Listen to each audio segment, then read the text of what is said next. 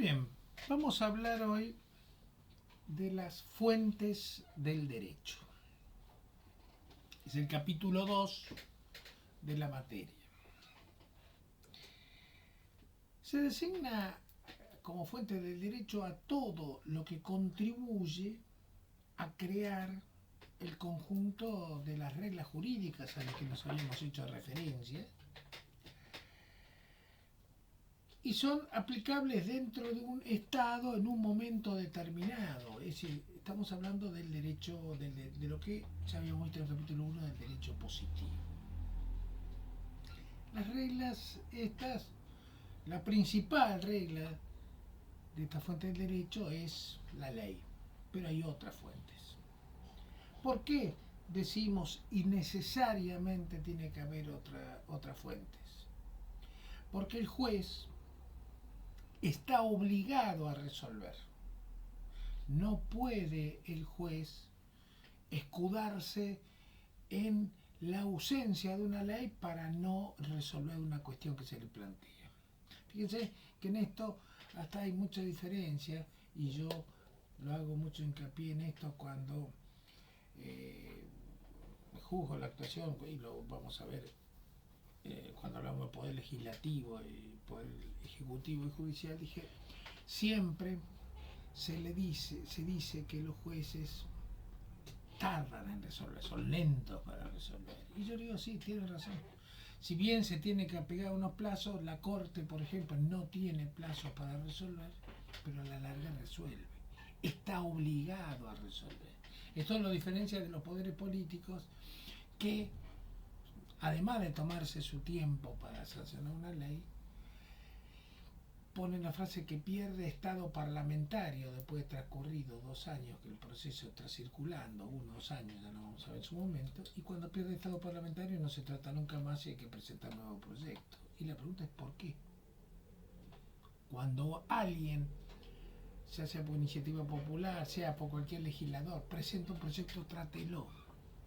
Eso sería para mí, me van a ver muy conveniente, porque tendría mayor voz la minoría.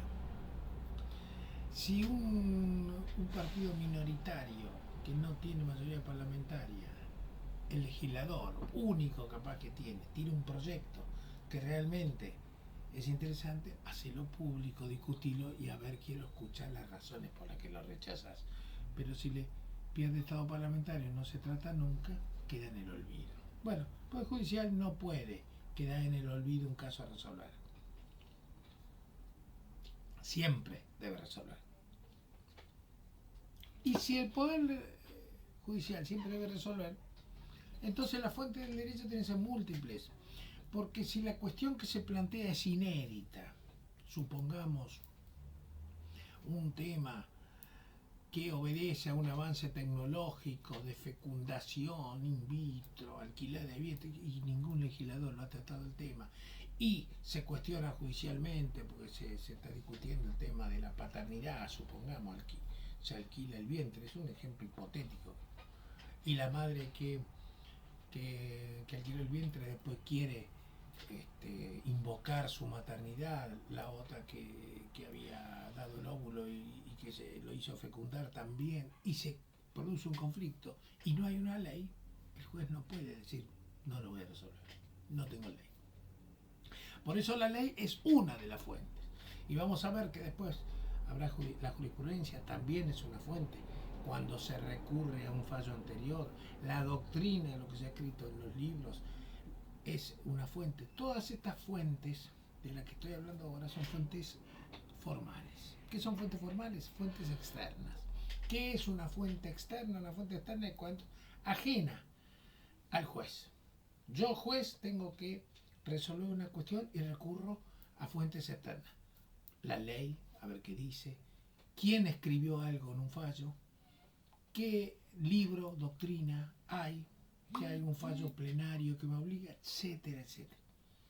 Pero cuando no tengo ninguna fuente externa, cuando, por más que investigue, yo soy el primero a que se le ha planteado el tema, lo debo recurrir a las fuentes materiales, que son las que vamos a ver después.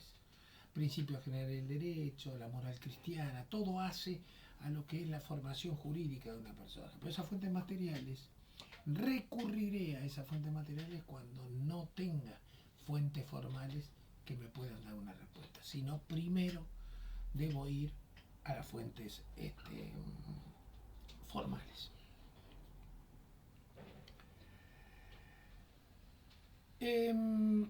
Ya dijimos que el juez no puede dejar de sentenciar y entonces y ya hemos clasificado las fuentes, de que son las fuentes formales, que son las fuentes externas, y las fuentes materiales, que son las internas. Cuando hablamos de fuentes formales o externas, la primera fuente formal a la que vamos a ver es la ley. Para ver la ley, primero tenemos que analizar la Constitución Nacional. La Constitución Nacional y los tratados de derechos humanos, que ahora tienen jerarquía constitucional, nos van a dar ese concepto de ley suprema. Es la primera que debemos tener en cuenta. ¿Por qué? Porque si nosotros vamos a resolver con una ley nos dice una cosa, pero esa ley el juez considera que es inconstitucional, va a tener que invocar la inconstitucionalidad de la ley. Entonces, en esa pirámide que él señala, que lo habíamos visto cuando hablamos del derecho positivo, la norma suprema es la Constitución y después viene la ley. Entonces, va a aplicar la ley. Pero también puede ser que el caso a resolver diga, bueno, esta ley me dice que se tiene que resolver así, pero esa ley la considero inconstitucional. ¿Por qué? Porque hay una norma constitucional que dice lo contrario. Por ejemplo, el Tratado de Derechos del Niño habla sobre, que le da jerarquía constitucional sobre los intereses del menor por sobre los intereses de los padres. De hecho, los menores ahora con la reforma que civil tienen derecho a ser oídos. Y si cuando hacen su planteo el juez considera, después de un examen interdisciplinario con peritos, que el interés del menor es contrario a lo que sostienen los padres, por más que los padres tengan la representación parental y sean los representantes legales del menor, el juez va a resolver a favor del menor y no de la voluntad de los padres. Entonces ahí vamos a tener una ley que quizá le da el derecho a los padres a hacer determinadas cosas, pero cuando se plantea el cuestión ante el juez, porque el menor tiene derecho a ser oído, el juez considera que esa norma para este caso es inconstitucional y no la aplica. Esta interpretación que va a hacer el juez es aplicando la fuente del derecho, tomando en cuenta la fuente de la ley, pero por sobre la ley está la ley suprema, que es la Constitución Nacional, y considerará que es inconstitucional. Este es el mecanismo, y volveré sobre cosas que ya diré a lo largo de la materia. Ese pronunciamiento del juez es para ese caso determinado, lo que no significa que en otra situación similar quizás el juez considere no, los intereses del padre están por sobre, porque no, acá no está en juego un interés del menor, entonces lo falla en sentido contrario, no obliga un fallo a una resolución posterior. Los fallos se aplican para casos particulares y tiene efecto solo para ese caso particular, pero sí, cuando el juez analiza, el segundo juez de este caso, va a tener en cuenta quizás esa jurisprudencia, que es el caso anterior, la consultará, la verá, y si le resulta una situación idéntica y coincide, la aplica, pero no está obligado a aplicar esa jurisprudencia. Vamos a ver que después solo en los denominados fallos plenarios es donde el juez se encuentra obligado, pero lo vamos a ver en este mismo capítulo un poco más adelante.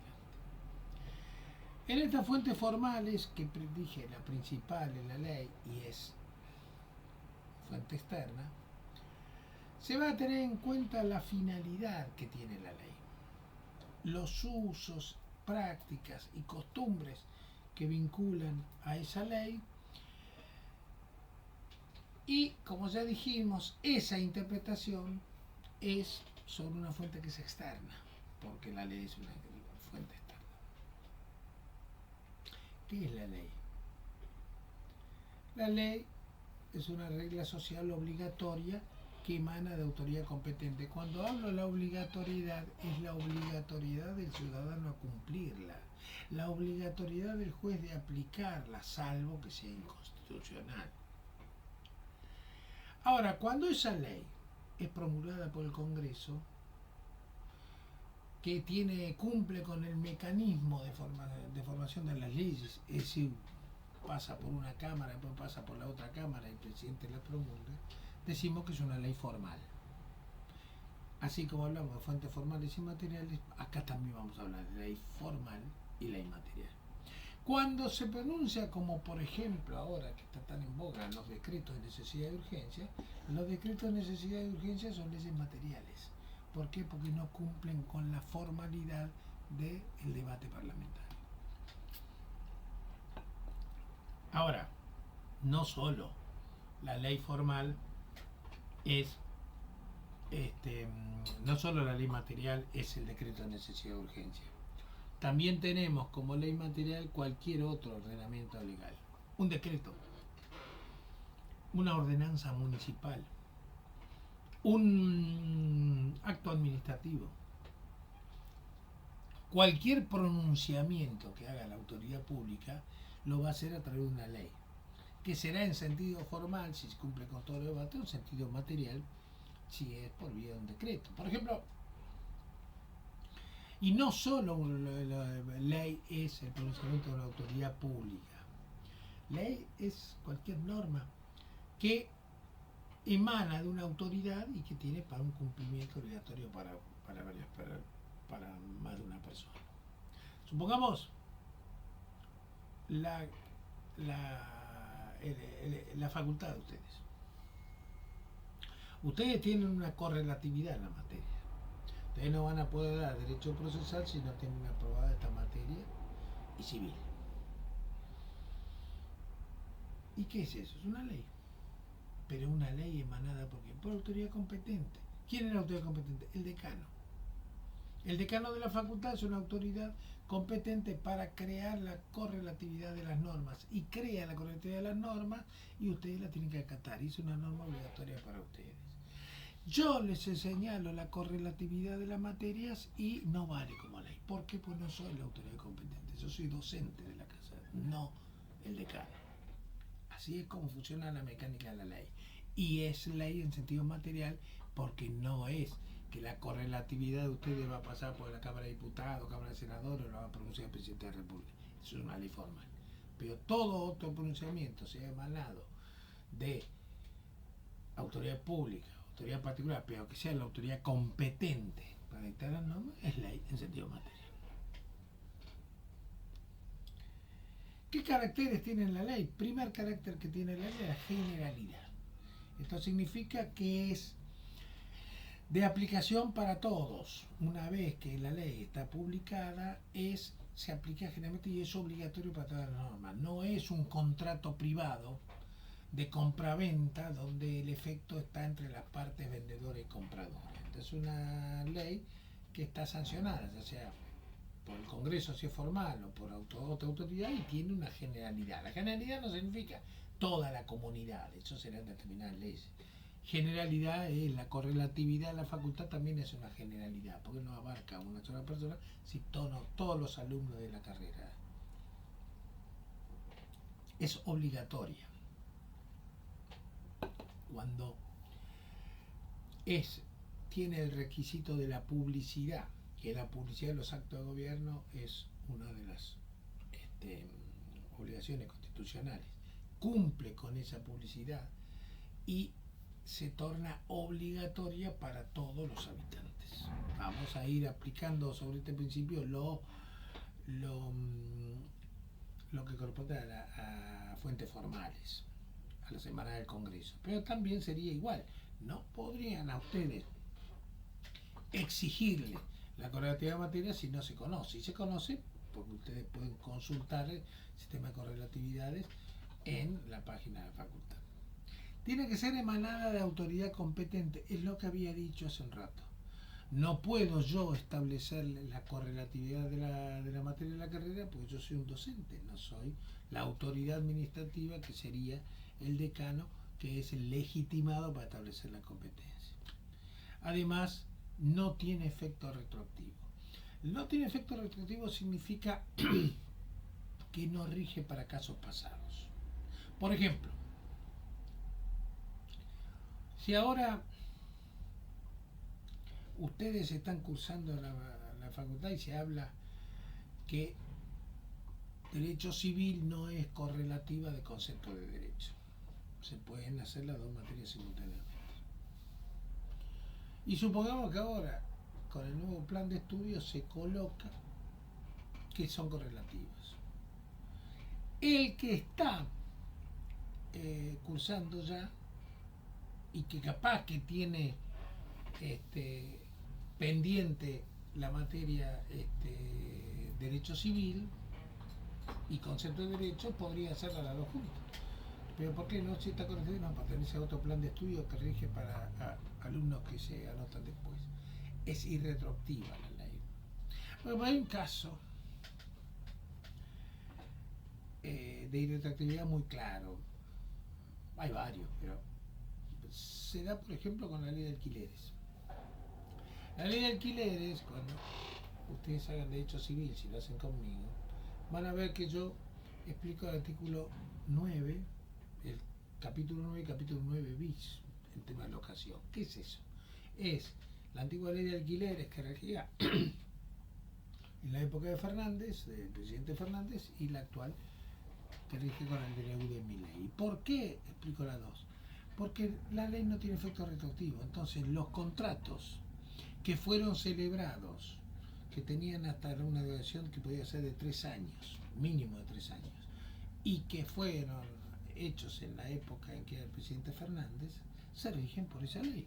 Y aunque el DNU se haya sancionado a fines del 23, cambió todo el tema de la legislación del contrato de locación, cuando se acabe ese contrato, cuando se tenga que ejecutar las garantías, cuando tenga que devolver el departamento, se va a aplicar, o sea, hay una resolución anticipada, la ley vigente en el momento de la sanción que se celebró el contrato. Entonces, sigue vigente para esas situaciones. Por eso explico las dos. Cuando por ejemplo, para hacer un caso más político, cuando Cristina lo quería remover a Fait de la Corte Suprema, dijo: usted tiene más de 75 años, que es lo que dice la Constitución, entonces tiene que renunciar. Tenía más de 90. No voy a renunciar, porque yo juré en el año 83 como ministro de la Corte, que era cuando no estaba vigente la reforma 94, y ahí es mi dictadura y su buena conducta, entonces yo no voy a estar renunciando. Y retroactividad de la ley. ¿Hay una excepción? Sí, la ley penal más benigna. Esto lo vamos a ver en su momento cuando veamos las garantías constitucionales. ¿Por qué esta excepción? Porque se dice, si nuevos estudios consideran que es exagerado aplicar una pena de 25 años para el homicidio, que la lógica que sea la máxima 10, bueno, es una ley para uno que está cumpliendo la condena capaz y que ya lleva más de 10 años, sería como exagerado que le obliguen a cumplir los 25 años cuando ya se ha establecido que era perjudicial e injusto. Entonces se lo retrotrae y después de 10 años puede pedir la libertad. Esto es que, si bien la ley es irretroactiva, hay una excepción, y la excepción es la ley penal más benigna. En cuanto a la clasificación de las leyes, pueden ser rígidas o flexibles. Ya he dicho que para aplicar la ley, el juez la va a tener que interpretar, de cada si es inconstitucional o no. Pero hay leyes que no dan margen para la interpretación. Son de una precisión tan grande que se tiene que aplicar, salvo que se considere inconstitucional, se aplica lisa y llanamente lo que dice la ley, sin darle la posibilidad al juez de interpretarla. Por ejemplo, si es nulo un contrato de compraventa firmado por una persona menor de edad, supongamos que se diga eso, la mayoría de edad está establecida a los 18 años. Entonces, cuando el juez analiza el caso, mira, ¿cuándo se celebró el contrato? Tal día. A ver el documento, ¿qué edad tenía cuando se celebró el contrato? Tanto. A menor, nulo. No le da mucho margen el juez. A menor, ya está. Ahora, si esa misma ley dice que será nulo el acto jurídico firmado por una persona si el objeto de ese acto jurídico es contrario a la moral y buenas costumbres. ¿Qué es la moral y la buena costumbre? Según un juez, si el juez es de la tradición familia propiedad, lo puso va a decir, esto es inmoral. Si es sexo libre y rock and roll, va a decir, esto no es inmoral, esto es lógico que uno pueda tener esa inquietud, ese deseo. Entonces, para un juez esto es inmoral, para otro juez no es inmoral. ¿Por qué? Porque es una ley flexible que le da al juez un abierto margen de interpretación. Leyes rígidas o flexibles son las leyes de acuerdo a su estructura. En otra clasificación, que es considerando la naturaleza de la sanción, vamos a hablar que tenemos leyes perfectas, leyes más que perfectas y leyes menos que perfectas. Y después tenemos otras que son las llamadas imperfectas. ¿Qué son esas leyes perfectas, más que perfectas? Son una ley que establece la nulidad de un acto, decimos que es una ley perfecta. Si la ley prevé la nulidad del acto más una indemnización por los daños y perjuicios ocasionados, o por cualquier razón que sea, decimos que es más que perfecta. Porque la perfección estaría dada en la nulidad. Más que perfecta es nulidad más indemnización. Si considero que esa ley no produce la revocación del acto, sino simplemente la nulidad de ciertas cláusulas, ciertas pautas, y que subsanada eso se puede seguir adelante con el acto, decimos que es una ley menos que perfecta. No alcanza a la nulidad, que sería parte de la perfección, y simplemente con un pequeño ajuste, cambio, pequeña indemnización por un ítem, se soluciona el conflicto. Esto sería más que perfecta, menos que perfecta y perfecta. Más, menos y perfecta. Después tenemos las imperfectas. ¿Qué son las imperfectas? Bueno, la ley dice, el apunte también dice que ley imperfecta es aquella que no establece pautas de cumplimiento obligatorio, sino simplemente consejos, recomendaciones, que si uno las cumple, bien, y si no las cumple, no amerita sanción alguna. Le da la libertad a la persona para cumplirla o no. ¿Cuál sería un ejemplo de ley imperfecta? Por ejemplo, cuando era la vacuna de COVID. Se recomendaba, se hacía propaganda de la conveniencia del modelo con el COVID, pero el que no se vacunaba, que estaba en una línea de no querer vacunarse, no era condenado. Después tenemos leyes que en su clasificación es en relación a la voluntad de las personas, y son las leyes imperativas y las leyes supletorias. Las leyes imperativas son leyes de orden público. Es decir, las partes tienen que ajustarse a ellas y no pueden actuar contrario a ellas. En la medida que actúan en contra de esas leyes imperativas, estarán violando la ley. Las leyes supletorias, en cambio, son aquellas que las partes pueden modificar de común acuerdo los términos de la ley. La ley es de hacer esto, pero podemos hacer esto, otro y cambiar. Y está entre las cosas permitidas o válidas. Casi todas las leyes son imperativas. Si vamos a la ley penal, bueno, los delitos. Pero si vamos a la ley civil, ley de matrimonio, los derechos reales, los temas de derecho a familia. Ahora los contratos son leyes supletorias. Ahí tenemos una particularidad. Salvo en algunas pautas que sean de orden público, la gente puede libremente pactar un contrato y hacer lo que se le plazca. Y ahora, con el DNU y dándole más libertad, el tema de los libertarios, la libertad mayor. Por ejemplo, donde vemos que no es tan libre el tema es, por ejemplo, o antes, la ley de alquileres. ¿Por qué?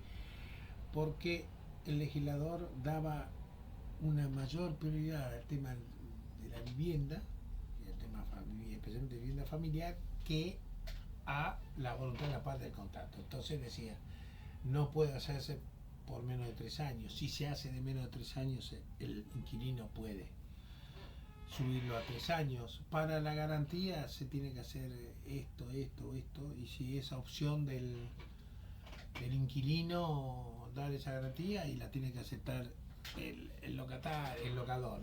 Todas esas pautas que eran un poco imperativas hacían que, bueno, se sacase de disminuyera la oferta de alquileres y en ese momento no se alquilaba nada en la capital federal.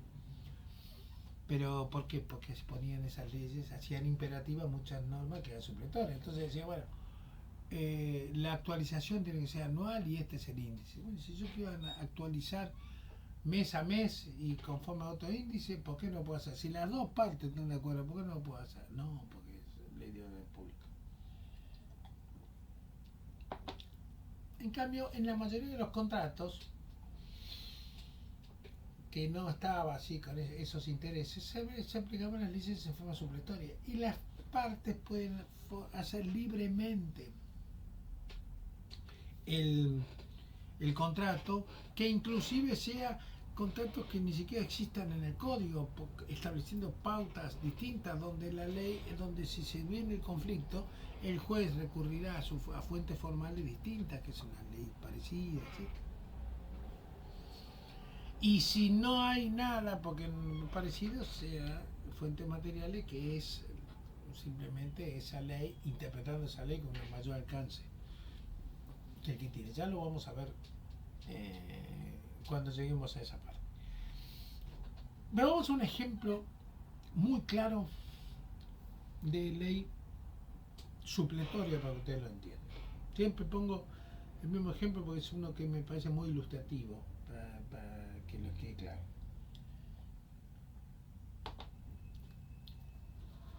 Uno de ustedes me compra el auto mío y quedamos entrega hoy. Y me dicen, mira, yo me estoy yendo de vacaciones 10 días, me lo entregas en 10 días. Perfecto. Pero mirá que a mí me entregan mi coche nuevo ahora. Entonces yo lo voy a guardar en el garage, el mío. El tuyo lo dejo en la calle. No hay ningún problema, me dice usted. Entonces ponemos por escrito en el contrato que desde el día de hoy hasta dentro de 10 días, que será la entrega, yo no me hago cargo de los gastos, de los daños que pudiese sufrir el coche, y que ustedes, el comprador, asumirá los riesgos de cualquier daño al coche. Lo firma y listo. Cuando llegan los 10 días se encuentran que al coche se le cayó un árbol y lo aplastó. Entonces empiezan los cuestionamientos. Pero ¿por qué lo dejaste ahí al lado de ese árbol que era dañoso, que ya estaba mal? ¿No? ¿Dónde conseguí lugar? No, esto fue una negligencia, qué sé yo, bueno, te tenés que hacer cargo. No, firmamos en el contrato que no. Llegamos a un juicio. Cuando llegamos al juicio, pues no llegamos a un acuerdo, el juez va a decir, tráigame el contrato. El contrato dice que se hará cargo, hasta hoy me hago cargo yo, después no. No, entonces se tiene que hacer cargo el comprador porque acá está establecido. Listo. Se aplica lo que dijeron las partes. Vamos a suponer que ese mismo contrato termina en un arreglo pero oral. Sí, no, yo me hago cargo, no hay problema. Y se viene el conflicto por la caída del árbol, entonces el juez va a decir, tráigame el contrato. Cuando ve el contrato, va a decir, acá no hay nada establecido, entonces vamos a aplicar las leyes del Código Civil, que supletoriamente se va a aplicar para este caso. ¿Qué dice el Código Civil? Que el vendedor será responsable de los daños de la cosa hasta su entrega. ¿Cuándo fue la entrega? Dentro de 10 días se la entrega. ¿Cuándo cayó el árbol? Hoy. Listo, responde el vendedor. Mientras en uno respondía el comprador porque se dejó expresa constancia en el contrato de los alcances de eso, en el otro responde el vendedor porque como nada se estableció en el contrato se aplica el código. Se aplica supletoriamente el código. Entonces, por eso es importante que todo quede escrito. Ahora bien, ¿cómo se interpreta la ley? El juez, en la interpretación que hace la ley, primero va a lo gramatical. La gramatical es la letra de la ley. ¿Qué dice la letra de la ley? Miren, ¿cómo será? Lo vamos a ver cuando veamos Poder Judicial y la inconstitucionalidad de una ley que intentaba democratizar el Poder Judicial, una ley de Cristina Fernández de Kirchner que decía por el voto popular a todos los jueces, o al mismo Consejo de Magistratura, y se declaró que eso no, que esa ley era inconstitucional por una coma que dice la Constitución. Porque la Constitución dice que será un equilibrio entre las fuerzas que surjan de una elección popular, coma, de los abogados de la matrícula, jueces, bla, bla, bla. Entonces, esa interpretación gramatical decía que la coma, todo lo que está antes de la coma era de elección popular, lo que viene después no. Entonces, este fue un criterio de la Corte, acertado, porque ese fue, la reacción es esa, pero fíjense el efecto de una coma. Esto es una interpretación gramatical, lo que dice la ley. En eso no han mejorado los tiempos y la falta de calidad de los legisladores se hace ver, porque si ustedes agarran, más conocedores del derecho, la letra de la ley, de las leyes del siglo XIX, por ejemplo, eran mucha más claridad que las que vinieron después en el XX, ni hablar del XXI. El vocabulario legislativo es importante para que la interpretación sea adecuada, una interpretación gramatical. Pero cuando la interpretación gramatical no es clara y puede dar a distintas interpretaciones, se debe analizar la finalidad. ¿Qué es la finalidad? Es una finalidad objetiva, es el pensamiento que tenía el legislador en el momento de la aplicación de la ley. Cuando vean los debates parlamentarios, bueno, ¿qué es lo que quiso? ¿Qué finalidad perseguía? En forma objetiva, no los intereses partidarios políticos. Eso es cuando la letra de la ley no me clarifica. Y si no, después vamos por la analogía, es decir, darle a los jueces la posibilidad de distintas interpretaciones de acuerdo a los casos que tienen que resolver.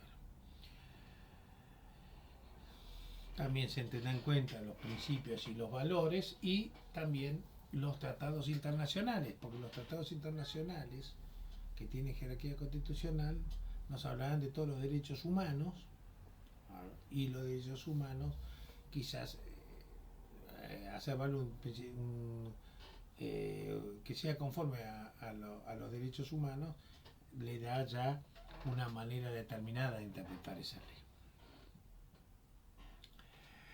ley.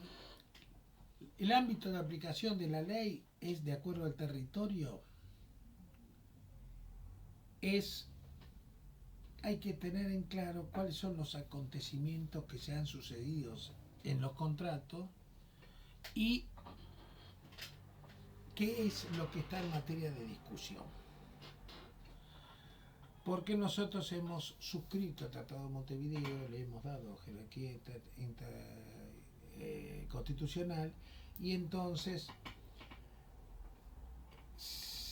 se ha establecido que, sin perjuicio de las obligaciones que se han asumido, los jueces argentinos deben brindar una amplia cooperación en materia civil, comercial y laboral para establecer para hacer una interpretación de la ley, de acuerdo a también los criterios que tienen los países involucrados en la contienda. Supongamos este tema. Tenemos un contrato, por ejemplo, de compraventa de una casa que se celebra acá, que lo celebramos entre yo, argentino, y una persona que vive en Francia, que el tema es la venta de un departamento que me hace él a mí en Francia, y el contrato lo hemos celebrado acá. Entonces, se plantea una cuestión judicial y el juez, cuando resuelve, tiene que tener en cuenta lo siguiente: a ver, ¿dónde se firmó el contrato? Acá. Entonces, cualquier discusión que se establezca judicialmente vinculada a la redacción del contrato, si debía ser en escritura pública, si debía ser en escritura privada, todo esto se va a aplicar a la ley argentina. ¿Por qué? Porque el lugar de la celebración fue acá. No, mire, pero no está cuestionado lo del lugar de celebración, está cuestionada la capacidad. Porque Argentina tiene una capacidad de la mayoría de edad de los 18 años, y supongamos, teórico, Francia tiene los 21. Entonces yo a los 19 años firmo un contrato, entonces la gente en Francia dice, no, esto es hecho por menor, no. En Argentina a los 18 ya es mayor de edad. Llegado a ese conflicto, ¿qué tiene que ver? ¿Cuál es la nacionalidad de la persona? No, donde se celebra, no importa. Se aplica la ley del domicilio de la persona. Si se domicilia acá, no la nacionalidad, el domicilio. Se domicilia acá, se aplica la ley argentina. Si es para el que está domicilio en Francia, para ese caso, si es en la materia de discusión, se aplica la ley francesa. Supongamos que el inmueble, dijimos que se sitúa en Francia. La celebración del contrato es acá. Pero ahora tenemos problemas en la ejecución del contrato. La materia que se está discutiendo es sobre si se tiene que inscribir, si no se tiene que inscribir, cuál es el plazo, los costos, todo lo que sea ejecución del contrato del lugar donde está situado el inmueble. Francia. Le podríamos poner la complicación donde este hombre vive en Francia, el inmueble está en Italia y yo soy argentino, y celebramos acá o celebramos en Paraguay el contrato. Entonces, una discusión sobre la celebración, la ley paraguaya. Si es sobre la capacidad, ley argentina, por mí que tengo domicilio en Argentina, ley francesa para el que esté en Francia. La ejecución del contrato, el domicilio del inmueble se encuentra en Italia, la ley italiana. Puede haber una aplicación amplia, y esto virtud de qué? De que hemos suscrito los tratados de Montevideo, y entonces permitimos la aplicación del derecho extranjero de acuerdo a estas circunstancias.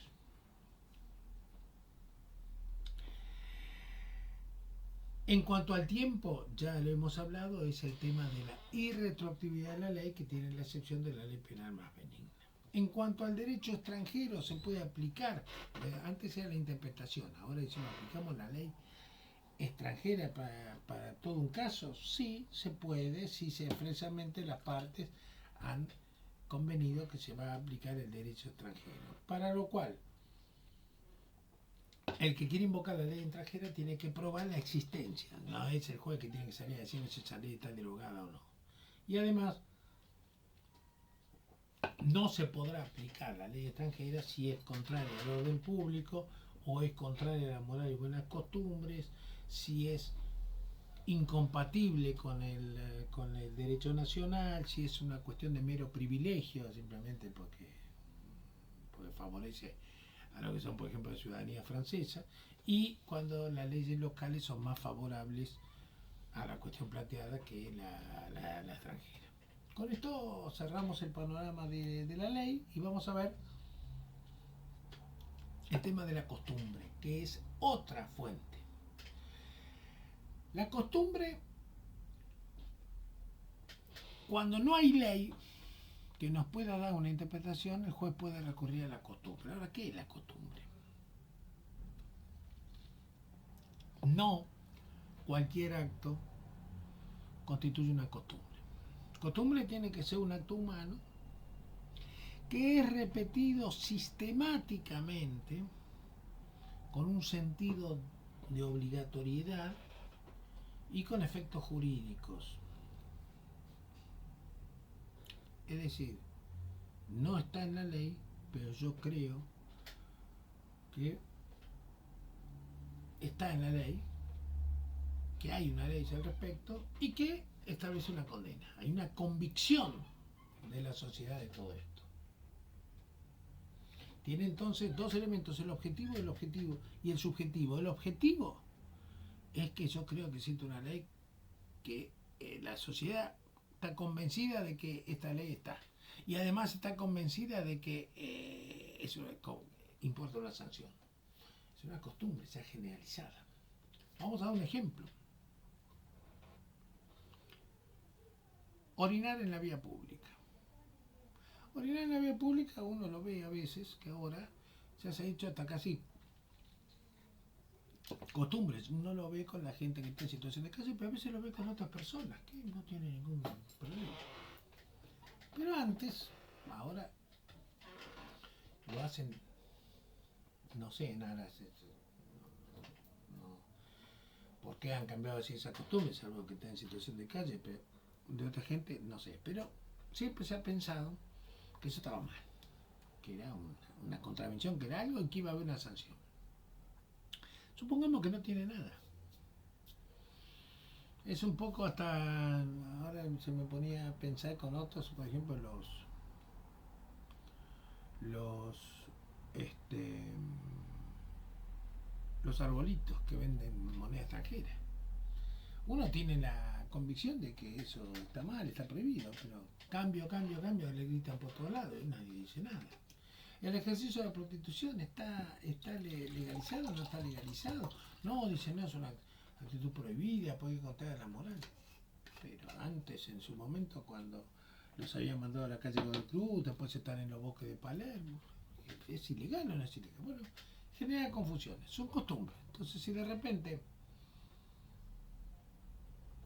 se reúne ese elemento objetivo de que esto está mal y el elemento subjetivo de que tiene una sanción y no está legislado, es la costumbre a la que puede recurrir el juez para dar solución al conflicto, pero no va a poder recurrir a un hecho aislado que no crea ni convicción en nadie. Tiene que ser así, generalizado. Tiene el elemento objetivo, que es la repetición constante, y el elemento subjetivo, que es la convicción de que responde a necesidades sociales.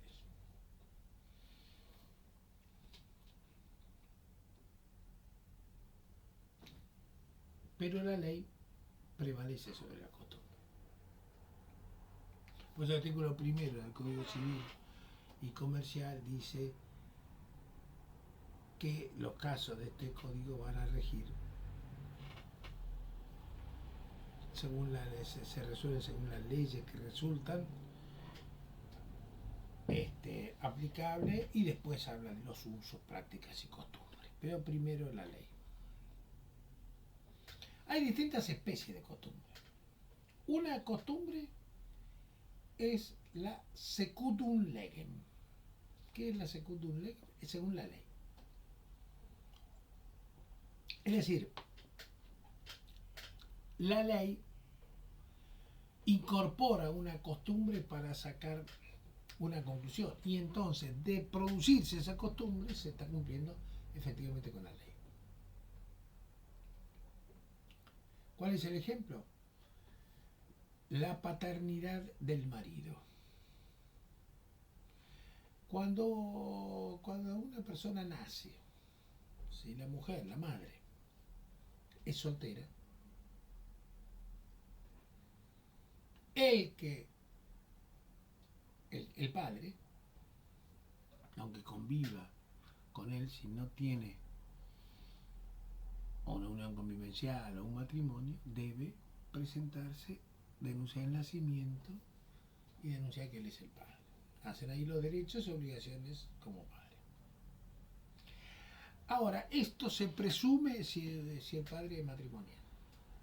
Si uno nació, si uno se casa y tiene un hijo, no necesita ir el padre al registro civil a denunciar el nacimiento. No, es mío, se presume que es mío. Uno dice, bueno, pues si uno sabe que no es de él, tiene plazo, 10 días de plazo para impugnar la paternidad. Entonces ya se da un juicio de impugnación de paternidad. Pero si no dice nada, hace silencio, ese silencio es confirmatorio del acto. Hay un ejemplo muy ilustrativo, y lo voy a decir porque entonces uno se acuerda después de eso, que es el caso de Sarmiento. La mujer de Sarmiento, por costumbre de la época, le hicieron casar, el padre hizo casar con una persona que era mucho mayor de él. Y la mujer no quería casarse, y cuando se casó, tenía como amante a Sarmiento. Así nació Dominguito, hijo extramatrimonial. El padre no impugnó, el marido de la esposa no impugnó la paternidad, por una cuestión, no se sabe bien, pero en muchos casos era para evitar una condena social a la mujer o a él de que lo han engañado, entonces prefería callar y consentir que era el padre. Entonces quedaba inscrito como hijo del marido de la mujer de la que después fue esposa de Sarmiento, pero en realidad era hija de Sarmiento, dicen, y bueno, es Dominguito que murió en la guerra del Paraguay. Después, cuando enviudó a esta mujer, porque se había casado con un hombre mucho mayor, se casó con Sarmiento. Después, Sarmiento también tuvo sus aventuras extramatrimoniales y la engañó a la mujer, que eso fue como una mujer de la alta sociedad porteña, hizo que el amante fuese casi desterrada en la sociedad porteña. Y eso fue una pena, porque una mujer que hubiese quedó como en el ostracismo, totalmente olvidada, y sin embargo una mujer que tenía para contar historias. ¿Por qué? Porque era la hija de Vélez Arfiel. Y la hija de Vélez Arfiel fue la que escribió de su puño y letra el Código Civil que le dictaba el padre, y estuvo en el exilio en Montevideo en la época de Rosa, cuando lo exiliaron al padre, y después fue amante de Sarmiento. Y vivió hasta su muerte, que fue bajo la presidencia de Marcelo Torcuato Alveares. Vivió todo, y junto a Sarmiento, todo el crecimiento de la Argentina, y estaba con personajes públicas. Había conocido el exilio de Rosas, había conocido lo que hace esposa o amante de un presidente y todo lo que implicaba esas influencias también políticas. Bueno, pero después, como eso era vergonzoso, no estaba como silenciada en Buenos Aires, y después falleció en 22, creo que fue por ahí. Bueno, esta es la costumbre secundum legem. Después tenemos las cuestiones, la costumbre praeter legem. Esto significa costumbres que no están previstas legalmente. Hay ausencia de ley.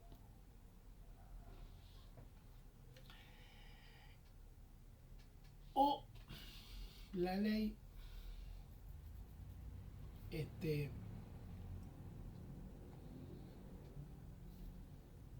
no, es ausencia de ley directamente.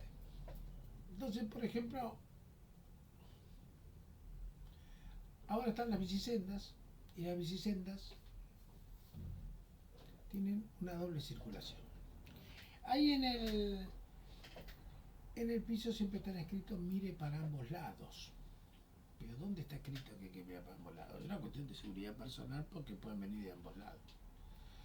Pero no hay una norma que diga usted está obligado a mirar a ambos lados. Entonces es como una costumbre que no está legalmente impuesta, pero que uno ya se va acostumbrando, o debiera por lo menos, mirar a ambos lados cuando va a cruzar la bicicenda, pues las bicisendas son de doble mano. Esta es Praeter-Lege, una ausencia de ley. Las otras son contrarias a la ley. Si bien la ley prevalece sobre la costumbre, hay costumbres que son contrarias a la ley. Una es el desuetudo. Desuetudo es cuando se declara inconstitucional una ley. Entonces va obligando sucesivas declaraciones de inconstitucionalidad a cambiar la ley, modificarla, crearla. Es por vía de la jurisprudencia que se va logrando, porque el juez no puede redactar una ley, pero sí puede, con sucesivos fallos, en un sentido, y los jueces que aplicando la jurisprudencia, aunque no sea vinculante, la aplican la jurisprudencia de forma constante, al final lo obligan a torcer la ley. Es una costumbre que es contraria a la ley. La ley dice lo contrario, sin embargo, o dice otra cosa. La continua interpretación a favor de esa ley hace que cambie la legislación. Es una costumbre contraria a la ley. En su estudio. Vamos a un ejemplo. Lo vamos a ver en su momento cuando veamos Amparo. Amparo está el caso Siri. El caso Siri es un caso de una persona que le habían clausurado un diario. Entonces le dice al abogado, señor, te vas a hacer una demanda para me clausuraron el diario. Si yo no reabro el diario, me fundo, tengo que echar empleados, que yo, bueno, vamos a hacer una demanda. No, usted no me entiende. Si usted hace una demanda común y tarda 5 años, no puedo sobrevivir 5 años sin sacar un diario. Se había clausurado la policía de la provincia de Buenos Aires. Entonces, dice, el abogado dice, bueno, vamos a hacer un habeas corpus. Es un proceso que está ahora corto, que se prevé para la libertad personal. Una persona está detenida. No es aplicable al tema de clausura de un diario, pero vamos a hacerle este argumento al juez para decirle, mire, no hay otra ley y esto si no se hace ilusorio de mi derecho y viola un derecho constitucional de propiedad. La Corte, porque fue la Corte la que interpretó en segunda instancia, no, entonces tiene razón, propiedad del habeas corpus. Y así empezó una costumbre de siempre invocar el habeas corpus, a pesar que la ley del habeas corpus dice solo para libertades físicas de personas, pero se extendía la interpretación a otros derechos constitucionales. Entonces era contraria a la ley y era costumbre contra ley. Pero finalmente, 9 años después, los legisladores sancionan la ley de amparo para dar cobertura a la violación de otros derechos constitucionales que no sean la libertad en un procedimiento rápido, poniendo requisitos que después lo vamos a ver cuando veamos amparo. Pero esto es una costumbre contra ley. La ley decía, no preveía esto. La otra es la costumbre abrogatoria, que es cuando la ley cae. Nunca la han modificado, pero eso es una ley que es impracticable por los avances tecnológicos, por ejemplo. La ley de tránsito obligaba a bajarse del vehículo, mirar a ambos lados para ver si venía alguien, después subirse y seguir. Eso era para los carruajes, pero ahora con los autos esa ley cae en desuso. No puede uno bajarse en la esquina y mirar esto. Entonces es una ley que tiene una costumbre que es abrogatoria. Terminada la costumbre, vamos a otra fuente formal, la jurisprudencia. La jurisprudencia es cuando hay un fallo anterior que resuelve un tema que yo puedo llegar a aplicarlo o sobre la misma base aplicar lo contrario, pero recurro a esa fuente.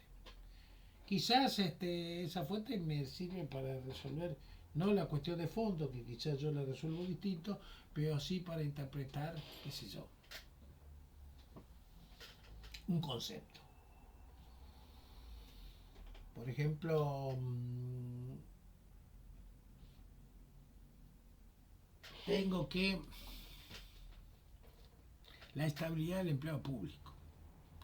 Entonces supongamos que tengo un fallo que me dice que una persona que es contratada en un contrato de servicio no es un empleado público. Entonces yo quizás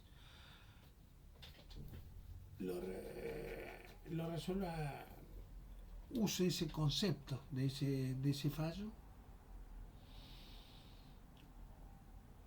lo interpreto en un sentido distinto, que sí, que puede ser un contrato de servicio, pero ya tiene una renovación de un contrato de varios años, ya le da una cierta estabilidad, entonces goza de la estabilidad del empleo público.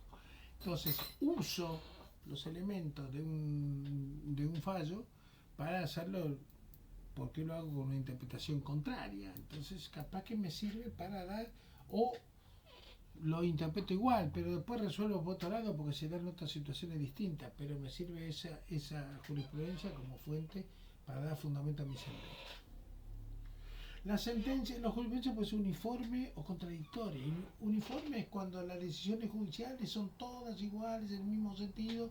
Es el caso esto que yo le había dicho, el caso Siri en el amparo. O puede ser contradictoria, donde una misma cuestión es resuelta en forma distinta. Entonces yo, cuando tengo que resolver el caso, busco jurisprudencia que más se adecua a mi línea de pensamiento. Porque cuando un juez resuelve, tiene mitad de la biblioteca a favor y mitad de la biblioteca que dice otra cosa. Entonces lo que el juez hace es, de acuerdo a su olfato, que le da su experiencia judicial, decir quién tiene razón, y después busca la norma que se adecue a su pensamiento en la medida que no sea abiertamente contrario. Yo puedo tener un pensamiento contrario, pero el legislador claramente me está marcando el camino en sentido contrario, pero no siempre es así. A mí me pasó, siendo secretario de juzgado, que resolví un tema y el juez me dice, está muy bien fundado, excelente, pero yo pienso lo contrario.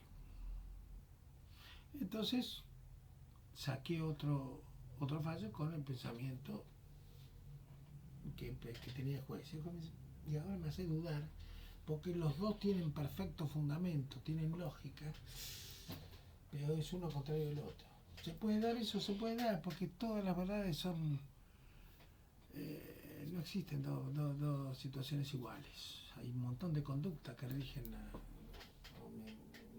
hechos que rigen la conducta del hombre que pueden darle algún sentido u otro. Por eso no se puede suplir la voluntad un fallo judicial por una inteligencia artificial, por una computadora, hay que analizar cada hecho en particular porque las personas humanas tienen distintas situaciones y lo que una persona puede hacer en una situación, otro lo hace distinto en otra situación. Por eso el juez puede recurrir a la jurisprudencia para resolver este caso, pero se encontrará con una jurisprudencia uniforme o no, una jurisprudencia contradictoria donde hay gente que dice una cosa y gente que dice otra. Y de acuerdo a su buen saber y entender tendrá que resolver la cuestión.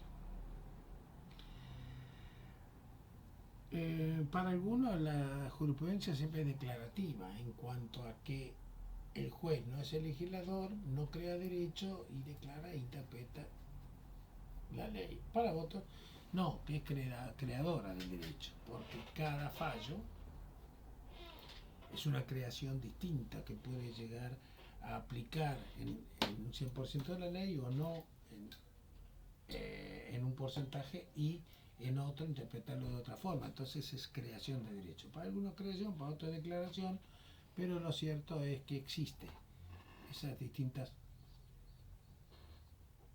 jurisprudencias que pueden ser contradictorias y el juez tendrá que aplicarlo. Ahora, la jurisprudencia se unifica. ¿Cuándo se unifica la jurisprudencia? Tenemos dos casos. Uno es el caso del recurso extraordinario. El recurso extraordinario, que es un recurso ante la Corte Suprema, es una competencia que es excepcional de la Corte Suprema. Y se aplica cuando se cuestiona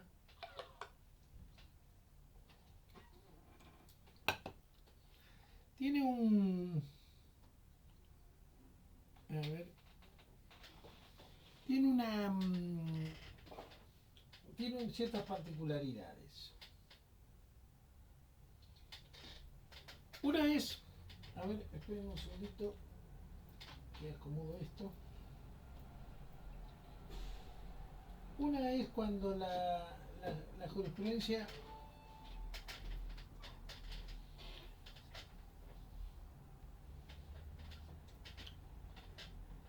los recursos extraordinarios se van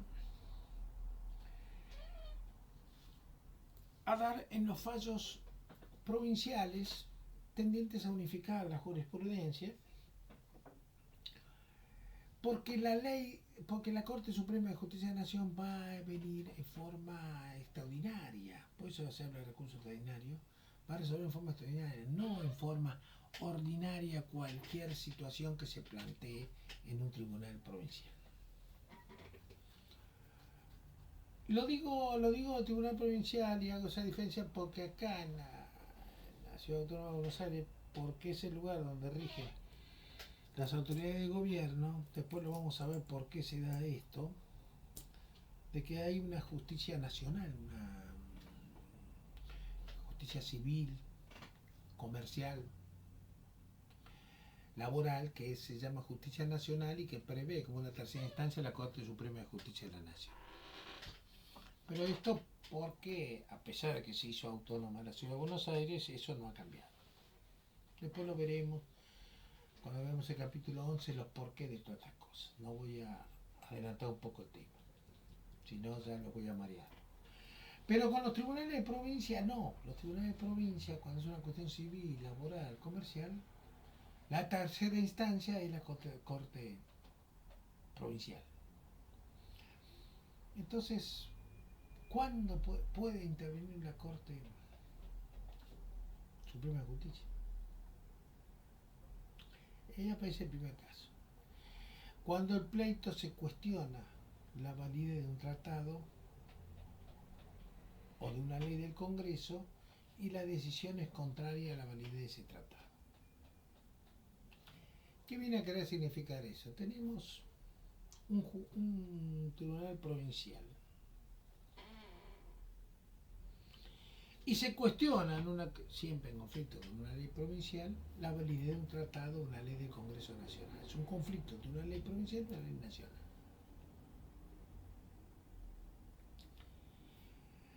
Pero se puede quizá presumir una subjetividad por parte de la Corte en lo que en el Tribunal Provincial es de aplicar la ley local. Entonces, si siempre se agota la tercera instancia, porque es obligatorio agotar la tercera instancia, primera instancia, la Cámara y la Corte Provincial siempre han resuelto a favor de la ley provincial, para una garantía de una independencia y evitar una subjetividad que puede tener el Tribunal Provincial, se prevé un recurso extraordinario ante la Corte Suprema de Justicia en el que se va a estar cuestionando la a ver, un segundito.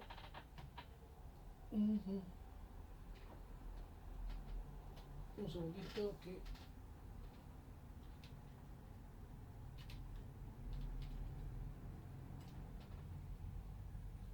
se me está agotando la batería. Si se da esta situación, siempre se ha resuelto en favor de la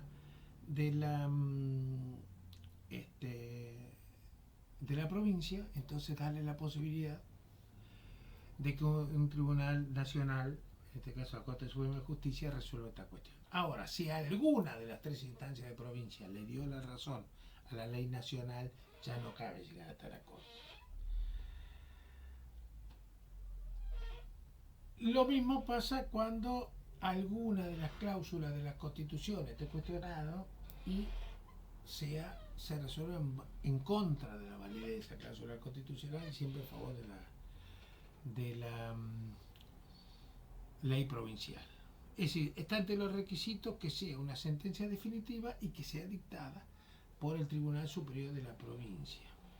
Además, se da la posibilidad de llegar a la Corte Suprema de Justicia cuando estamos frente a una sentencia arbitraria. ¿Cuándo se da un caso de sentencia arbitraria? Cuando, por ejemplo, yo reclamo un cobro de suma de dinero y presento a un testigo que diga que nunca, que no, que un testigo que diga no solo no me pagó, sino que además dijo que nunca me iba a pagar.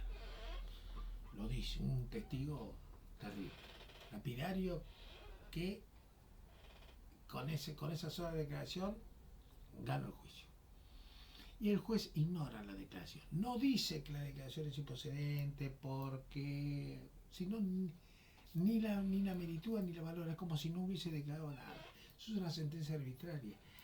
Si hay una prueba que es contundente en un sentido de esto, si vos querés decir esta prueba no vale, decís por qué. Pero no la ignores, sino es arbitrario. Esos son los casos de recurso extraordinario, una manera de que se unifique en la cabeza de la Corte Suprema distintas interpretaciones. Lo otro es los fallos plenarios. Fallos plenarios es cuando yo tengo una cuestión, por ejemplo una cuestión civil, la resuelve un tribunal civil y la Cámara Civil en un sentido, pero existen otros fallos en sentido contrario dictados por cámaras también del Fuero Civil u otro juzgado civil. Entonces cuando llega un cliente a mi estudio y me dice tengo este problema, ¿usted piensa que va a prosperar? No sé. Si cae en el juzgado 1, sí. Si cae en el juzgado 2, no. Este juzgado tiene este criterio. La Cámara dice esto, Cámara esto, dice esto otro. Entonces, para unificar la jurisprudencia se da la posibilidad, no voy a entrar en los detalles de cómo es un recurso, en aplicabilidad de la ley, no importa, pero eso se pide a la Cámara un fallo plenario, llegado en el momento cuando tengo ya la sentencia en Cámara en contra, invoco que hay jurisprudencia de los últimos 10 años que es contraria, se reúne la Cámara en pleno y cuando la Cámara en pleno se reúne dice ¿es aplicable esto para un caso de como este? ¿Quién tiene razón? ¿A o B? Tiene razón A.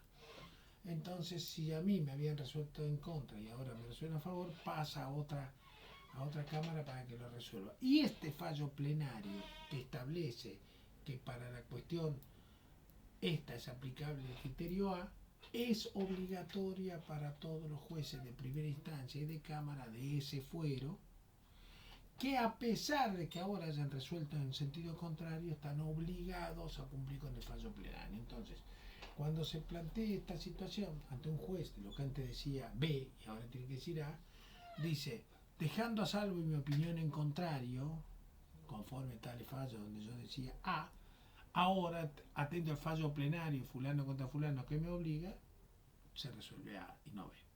Estos son los fallos plenarios que obligan a los jueces, pero repito, del mismo fuero.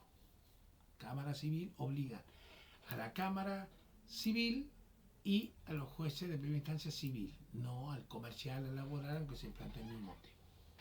Esa es jurisprudencia, fallo plenario, otras fuentes formales. Otra fuente formal es la doctrina. ¿Qué es la doctrina? La doctrina es los libros escritos. Entonces yo puedo tener un doctrinario de derecho que ha hecho una interpretación de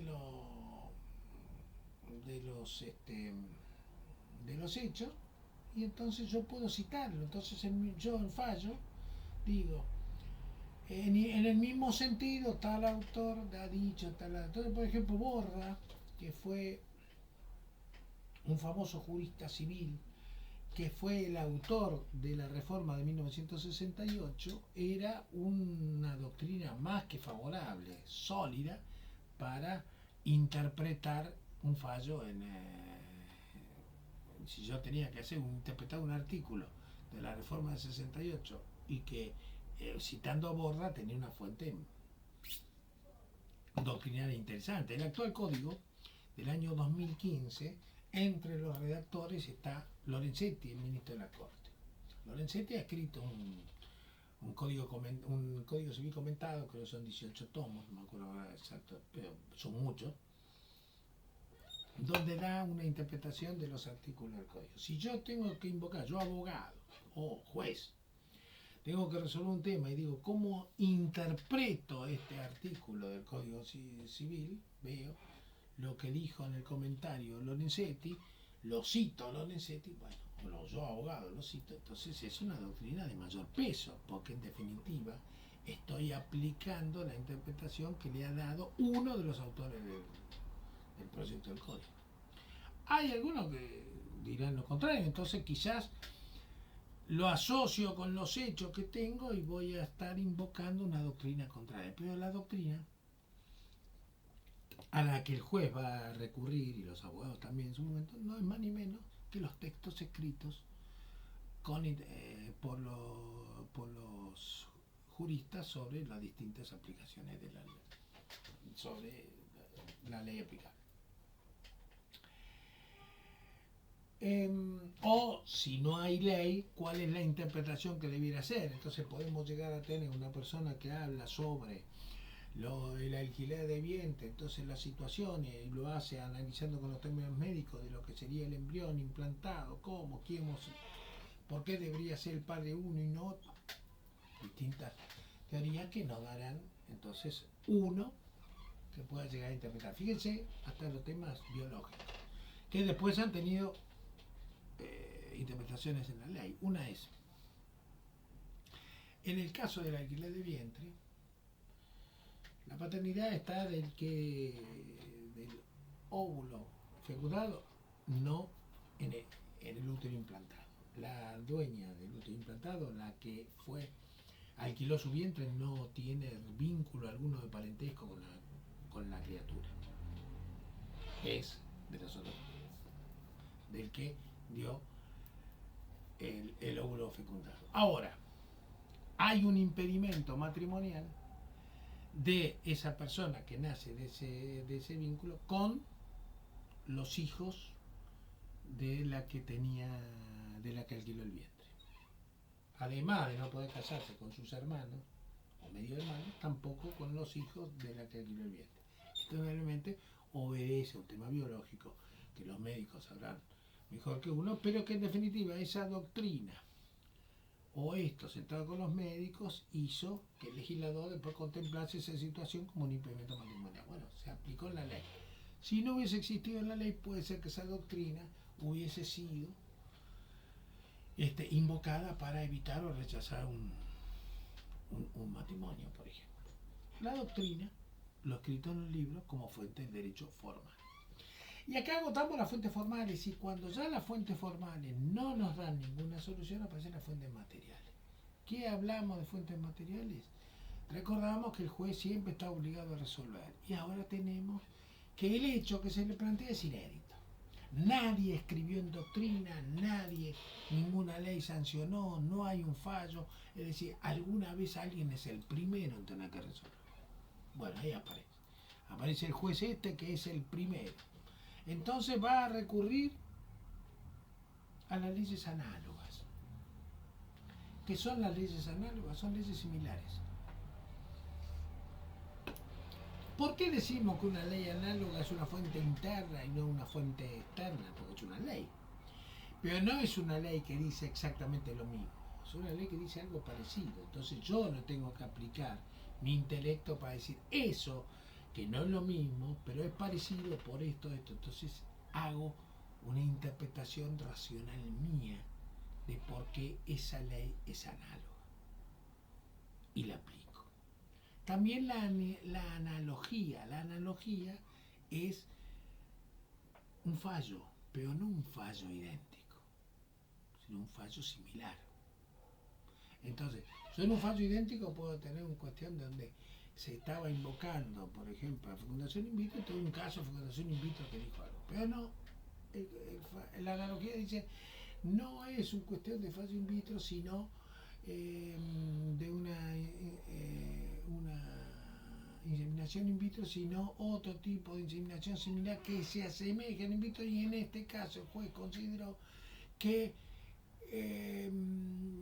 el padre era fulano. Supongamos, si no estábamos ante un caso idéntico, sino una interpretación que yo coincidí en esa manera de interpretar, como el juez interpretó para ese hecho esto, y yo para este hecho que es distinto le voy a hacer una interpretación similar. Hago una deducción personal, fruto de mi intelecto, entonces por analogía invoco ese fallo para dar una interpretación a un concepto determinado, pero no es un caso idéntico. Por eso no es una fuente externa, no es un fallo plenario o un tema de jurisprudencia, sino que es una analogía, un fallo similar, pero que es distinto. Pero puede ser que no existan ni analogía, ni leyes análogas. No tengo nada ni parecido. Entonces voy a los principios generales del derecho, a los principios superiores de justicia basados en el derecho natural, también en un ideal de jurídico sobre el bien común, sobre la buena fe, el principio general de la buena fe. Entonces tengo que presumir que la gente actúa como marcado sobre el principio de la buena fe. Estamos también interpretando esa buena fe como una buena fe objetiva, es decir, que la persona debió y se presumo que obró correctamente, como lo haría una persona honorable, o una buena fe subjetiva, que es la legítima convicción mía de haber obrado también conforme al derecho. Yo me siento con esa convicción de haber sido conforme al derecho, y una moral cristiana, porque en definitiva la moral cristiana es la que va a marcar el derecho de Occidente. No significa que yo tenga que ser cristiano, no voy a ese concepto. Yo voy, es que esta es una civilización occidental. Las costumbres, la civilización romana, cristiana, fue la que se dio crecimiento a nuestro derecho. Entonces esos principios de moral cristiana que gobiernan quizás consciente o inconscientemente en mi ser son los que yo voy a aplicar, diciendo, bueno, a ver, ¿cuál sería el actuar correcto? ¿Cuál sería conforme a la buena fe? ¿Cuál sería conforme a los principios generales del derecho? Tengo que presumir la buena fe de las partes. Todo este elemento que hacen a mi formación jurídica profesional, lo aplicaré para darle una solución a un tema que no tiene ninguna fuente formal o externa que me dé la respuesta. Y actuaré conforme a ese pensamiento mío, y daré solución porque estoy obligado a dar solución a ese tema. Bueno, con esto ya terminamos el tema de el capítulo 2 de Fuentes del Derecho. Muy bien, después ya seguiremos con el siguiente capítulo, el capítulo 3, que será un motivo de otra grabación.